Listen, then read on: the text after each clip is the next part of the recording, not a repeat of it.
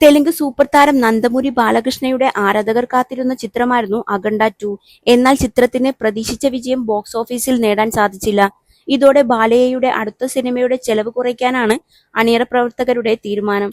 NBK 111 എന്ന് തൽക്കാലം വിളിക്കപ്പെടുന്ന സിനിമ കുറഞ്ഞ ബജറ്റിലൊരുക്കി പോയ സിനിമയുടെ നഷ്ടം നികത്താനാണ് തീരുമാനം. ഇതേ തുടർന്ന് ഗോപിചന്ദ് മലിനേനി കഥയിലും മാറ്റം വരുത്തിയിട്ടുണ്ട്. ഈ കഥയ്ക്ക് ബാലയ്യ സമ്മതം മൂളിയെന്നും പ്രീ പ്രൊഡക്ഷൻ ജോലികൾ ആരംഭിച്ചുവെന്നുമാണ് റിപ്പോർട്ടുകൾ. കഴിഞ്ഞ വർഷം അവസാനം പ്രഖ്യാപിച്ച സിനിമയിലെ നായിക നയൻതാരയാണ്.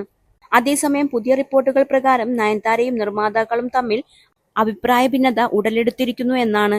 നേരത്തെ തീരുമാനിച്ചത് പ്രകാരമുള്ള വലിയ തുക തന്നെ നൽകണമെന്നാണ് നയൻതാര ആവശ്യപ്പെടുന്നത്. ഇത് ഇപ്പോൾ താരത്തിന് വാഗ്ദാനം ചെയ്തതിന്റെ ഇരട്ടി വരും. അതിനാൽ നയൻതാരയ്ക്ക് പകരം മറ്റൊരു താരത്തെ കണ്ടെത്താനുള്ള ശ്രമത്തിലാണ് നിർമ്മാതാക്കളെന്നാണ് റിപ്പോർട്ടുകൾ. ഗോപിചന്ദ് മലിനേനി സംവിധാനം ചെയ്യുന്ന ചിത്രത്തിൽ നന്ദമുരി ബാലകൃഷ്ണയുടെ നായികയായി നയൻതാര ആദ്യം ഒപ്പിട്ടിരുന്നു.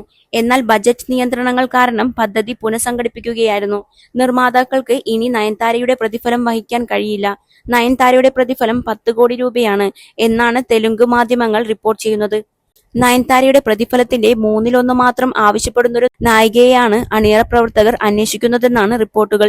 സിനിമയുടെ ചിത്രീകരണം മാർച്ചോടെ ആരംഭിച്ച് ഒക്ടോബറോടെ തീർക്കാനാണ് പ്ലാൻ. വെങ്കട സതീശൻ കിലരുവാണ് സംവിധാനം. തമനാണ് സംഗീതമൊരുക്കുന്നത്. 2027 സംക്രാന്തിക്കാണ് സിനിമയുടെ റിലീസ് പ്ലാൻ ചെയ്യുന്നത്.